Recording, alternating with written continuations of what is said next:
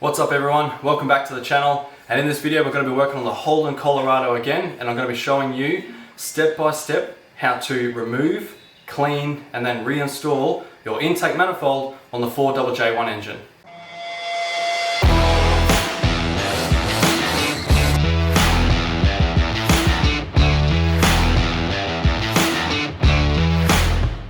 Okay, so before you get started, there's two things that you're going to want to do.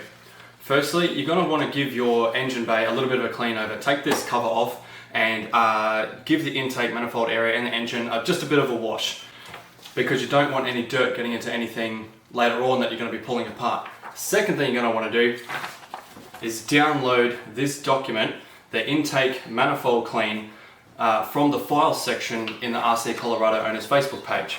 This is a really good step-by-step guide. It's what I'm going to be using. It was made by Neil. Shout out to Neil. Thank you very much for doing this. It made my job very easy the first time around when I done the clean. So I'm doing this one, this clean in particular, because it's been about 14 months or so. Actually, I think it's been about 16 months now since I've done the clean. And I've done around about 30, maybe 40,000 kilometers since the clean.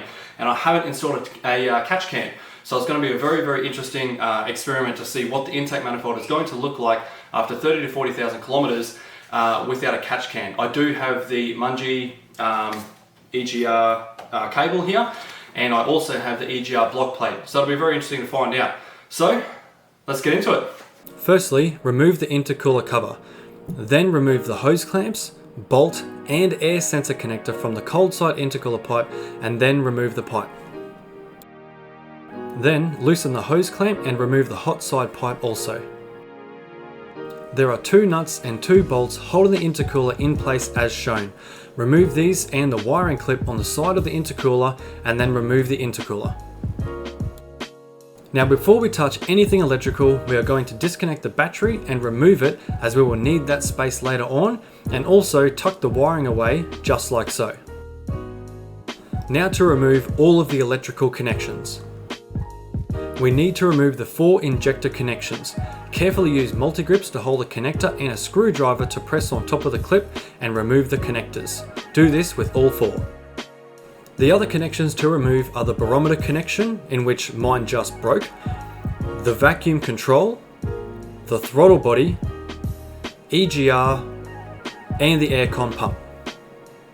We need to remove the aircon pump and bracket. And to do that, we need to loosen off this pulley bolt and then release the belt by undoing the tensioning bolt that sits on top right here. Then remove the belt. To remove the air conditioning pump, there are 4 bolts that need to be removed. Once removed, move the pump into the battery tray. Again, there are 4 bolts holding the aircon pump bracket in place. Loosen and remove the bracket. On the vacuum control unit, remove the vacuum line closest to the throttle body only. Remove the 2 bolts holding the unit and set aside. Now loosen and remove the intercooler bracket that's on the back of the manifold. To remove the EGR valve unit, there are 2 nuts on either side and 2 bolts underneath. Remove the dipstick bolt first to make some room, and then loosen the nuts and bolts, and you can pull the valve unit and the gasket away.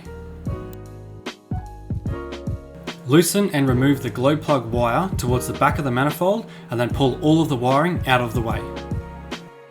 Move the vacuum control unit to the other side of the engine. Now remove the injector overflow hose and hard line from the manifold and set aside. Okay, so this next step, we've removed everything that we need to remove, except for the throttle body in my case, which it is just 4 hex bolts, or hex head bolts. No, it's not. Other than removing this throttle body here, the only difference that I have done is I haven't removed this throttle body, which all it is just 4 Allen key bolts in the top here. You loosen them off, remove them, and then this here comes off. As I said before, I'm just not going to be removing this because I don't actually have the gasket, replacement gasket for the manifold and throttle body here. So this is actually quite crucial. We don't want, see these here are all the injector lines. So they go through the side. We don't want any dirt getting down inside any of these little holes here. So we're going to take just a little bit of degreaser, not much, and just a paintbrush or something along those lines, and we're just going to remove any of the dirt from sort of here down to the top of the manifold, just that way we don't get anything inside of those holes. Once cleaned, remove the hard fuel line clamps and loosen each fuel line at the top and bottom, but do not remove them straight away. Get a clean cloth and remove the first line and cover the port just like so. Do this with each line to ensure no dirt enters the rail. Now at the back of the manifold is a bracket that holds the two heater core hoses. Once you realize it is impossible to unbolt it, cut the bracket with tin snips and fold it open. Now to finally remove the manifold. There are 2 nuts and 2 bolts on the top and 4 bolts underneath holding the manifold in place. The bolts underneath will require a double hex 8mm socket to be removed. Loosen these bolts and nuts and you can remove the manifold. Don't forget to remove the swirl flap actuator vacuum line from the back of the manifold.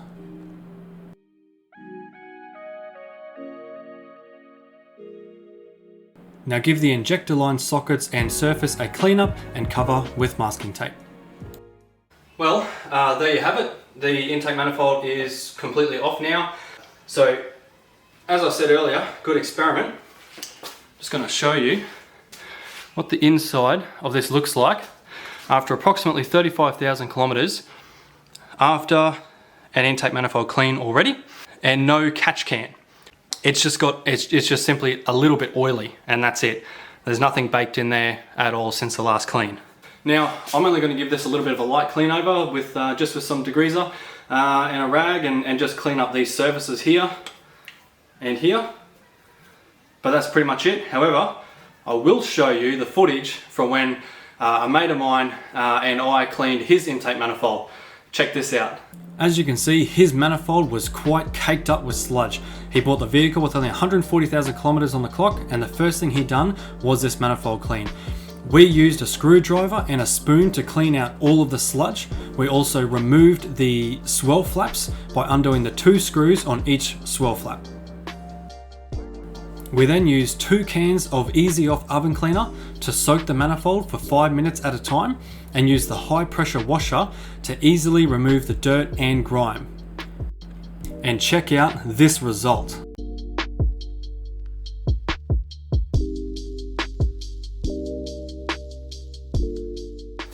Okay, now that we have cleaned the intake manifold out, I've given my old manifold gasket just a clean over.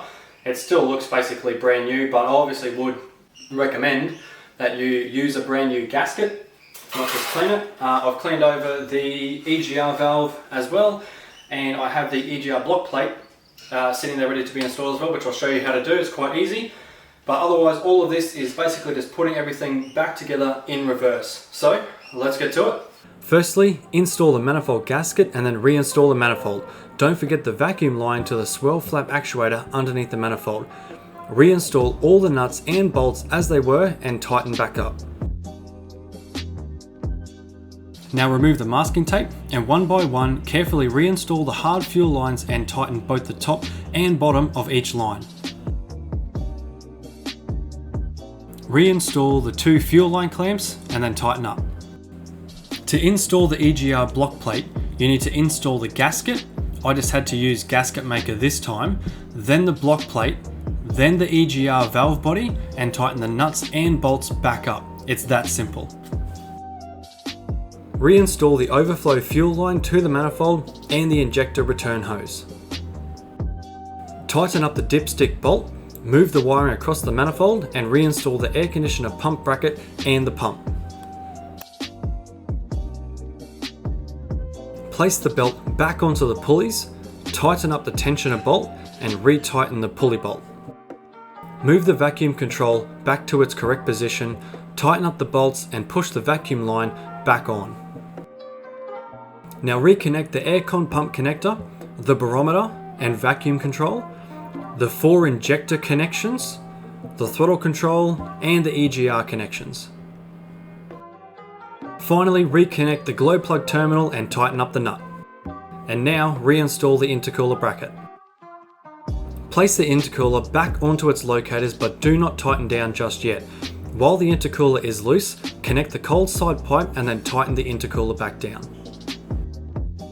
Tighten up the cold side bolt and hose clamps and connect the air sensor. Then connect the hot side pipe and tighten up the hose clamp. Now reinstall the battery, clamp it back down and reconnect the terminals.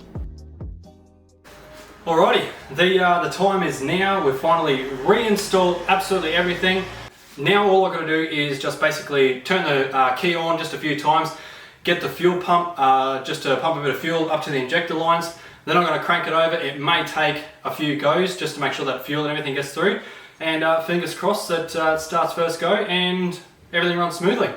Let's do this. I can just ever so slightly hear the pump.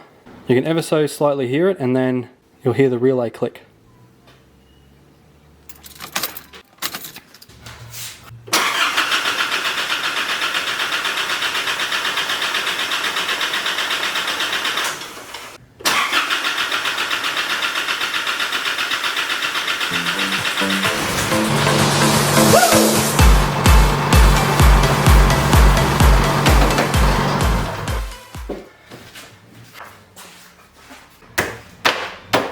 Well, there you have it, ladies and gentlemen. That is how you do the intake manifold clean on your 4JJ1 engine. As you would have noticed, there were a couple of steps that I didn't have to do because I've already done this clean before, and that is such as cutting the little zip tie tabs and the electrical clamps and things like that. Something that you guys should probably check out is jump on the RC Colorado Facebook page and grab one of these shirts.